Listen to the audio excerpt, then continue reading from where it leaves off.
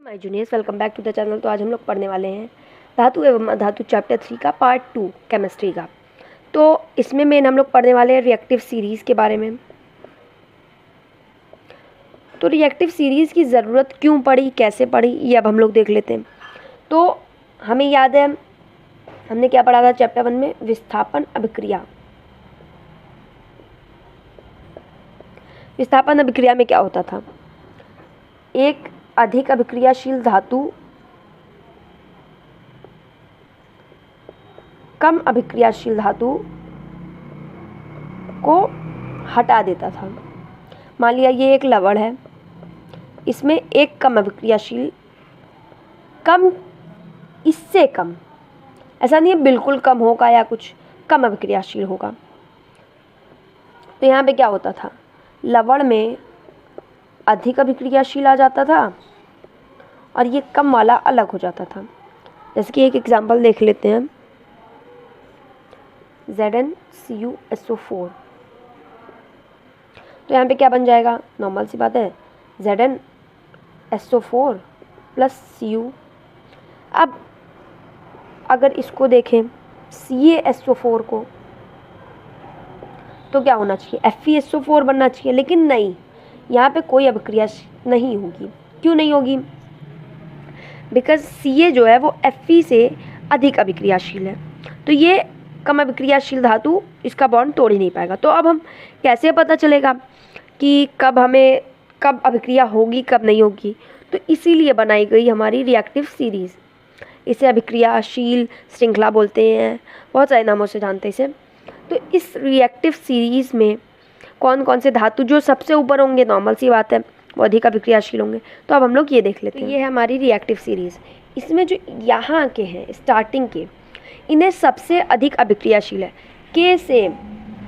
अभी हमने विस्थापन अभिक्रिया वाला देखा, तो अगर वहाँ पे के होगा तो के किसी को भी हटा के अपनी जगह बना लेगा।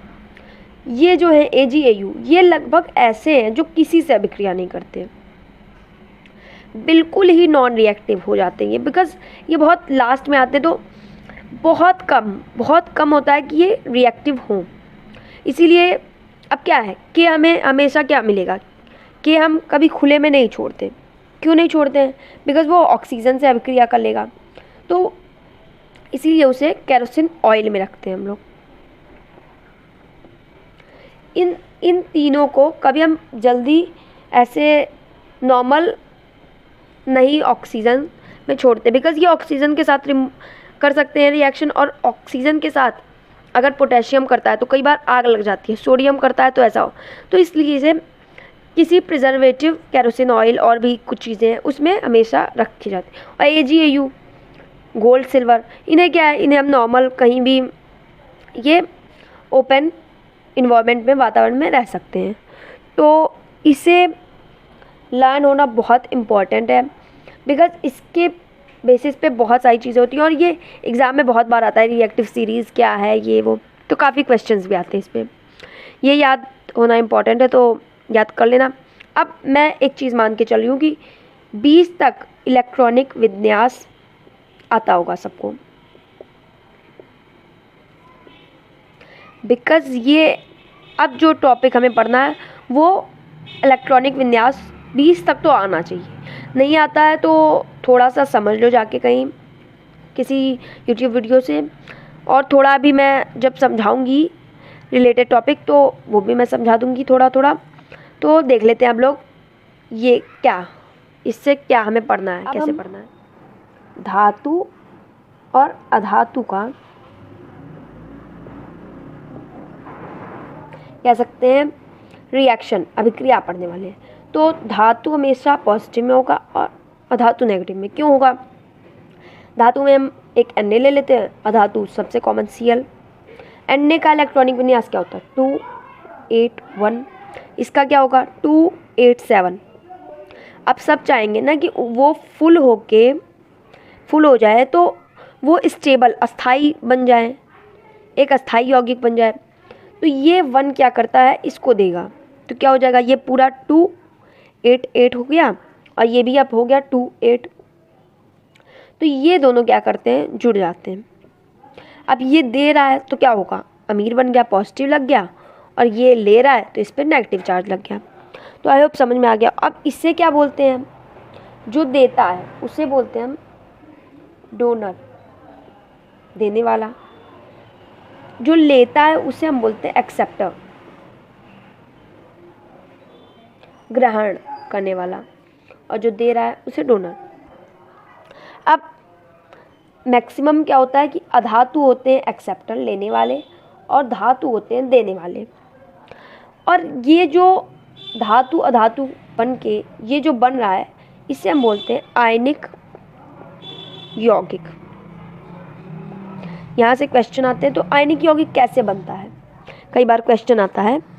तो ये इलेक्ट्रॉन, बिकॉज ये इलेक्ट्रॉन ही तो है, तो इलेक्ट्रॉन के स्थानांतरण से आयनिक यौगिकों का निर्माण होता है। तो आई होप समझ में आ गया हो। अब कुछ ऐसे ही प्रैक्टिस करने वाली चीज़ें होती हैं। अब अगर हम इसको अच्छे से दिखाने के लिए देखें तो कैसे होगा, Na, इसको हम Na को ऐसे दर्शाते हैं, इसको मान लिया बिंदी के रूप में, और Cl को मान लिया हमने क्रॉस, 7 क्रॉस लास्ट वाला केवल हमें चाहिए। यहाँ पे हम ये वाला लेंगे तो एक हम कर सकते हैं, एक इसको 7, यहाँ पे जब हम देंगे तो क्या होगा, ये एक जो है वो यहाँ चला जाएगा, तो क्या बन जाएगा Na। अब Cl, Na नॉर्मल हो गया, Ca में क्या हो गया 7, तो ये है, और एक क्या हो गया बिंदी हो गया। तो ये कई बार हमें ऐसे ही आ जाता है और हमें ये प्रोसेस करना होता है। ऐसे ही हम शो भी करते हैं, एक को कटिम कुटाया जो भी बोल लें, और एक को बिंदु के रूप में लेते हैं। ये प्रोसेस जब आता है तो 1-2 नंबर में आ जाते हैं, कई बार होते हैं ऐसे ही 3-4 दे देते हैं, तो ये आना ज़रूरी है। अब हम इसके कुछ और एग्जांपल देख लेते हैं और अच्छे से समझ लेते हैं इसे। अब एक एग्जांपल लेते हैं हम MgCl2 का।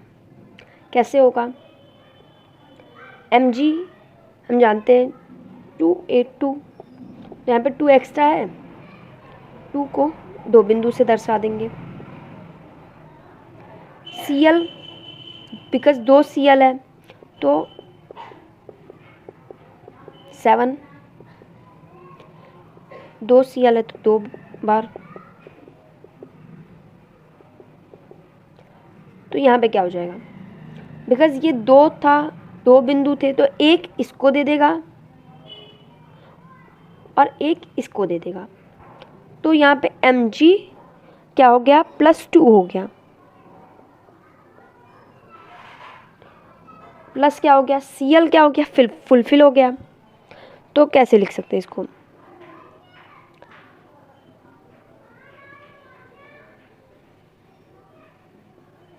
और एक यहाँ से बिंदु आया था प्लस फिर सेम और एक बिंदु। तो इसको, इस पूरे को कहते हैं हम लोग इलेक्ट्रॉनिक संरचना या फिर इलेक्ट्रॉनिक बिंदु संरचना। एग्जाम में डायरेक्ट बोल देता है इलेक्ट्रॉनिक बिंदु संरचना से MgCl2 को दर्शाएं। तो ये पूरा प्रोसेस हमें करना होगा। ये थोड़ा सा रफली ही लगता है, लेकिन ऐसे ही सेम हम करते हैं तब हमें नंबर मिलते हैं। तो अब एक मैं बोलती हूँ और पहले वीडियो स्टॉप करके खुद करके चेक करना, और फिर मैं बताऊँगी तो उसे मैच करना। Na2O को करना है, तो आई होप कर लिया होगा खुद से। Na 2 है, बिकॉज Na का जानते हैं 281,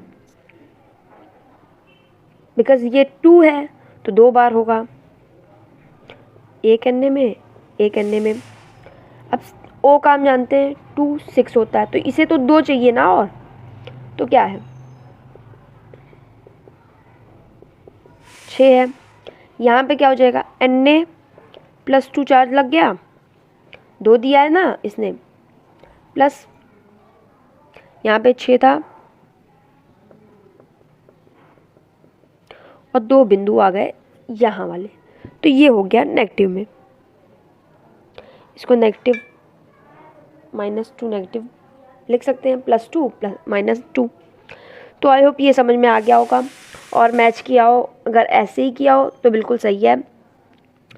अब हमें आयनिक यौगिकों की कुछ विशेषताएं पढ़नी है, तो वो अब हम लोग देख लेते हैं।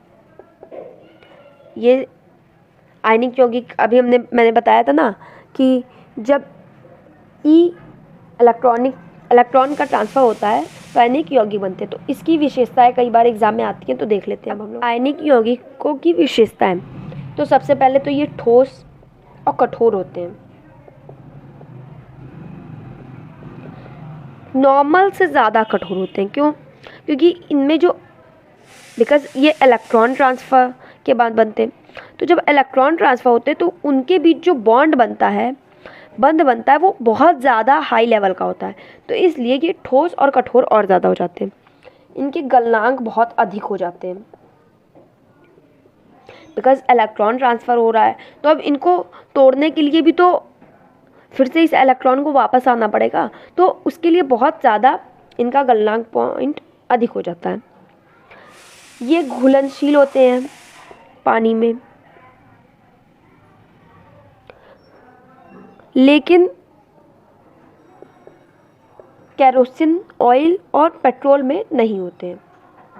ये सब पॉइंट आई होप नोट्स बना रहे होगे, और ये सब नोट करते जाना लाइन से, बिकॉज चैप्टर जब लाइन से पढ़ते हैं तो ज़्यादा समझ में आता है। कभी ये पढ़ा देते हैं कोई टीचर, कभी ये, तो वो बहुत मिक्स हो जाता है माइंड में और समझ में नहीं आती कोई भी चीज़ें। ये विद्युत के चालक होते हैं, लेकिन ठोस में नहीं होते हैं, केवल द्रव में होते हैं, लिक्विड में।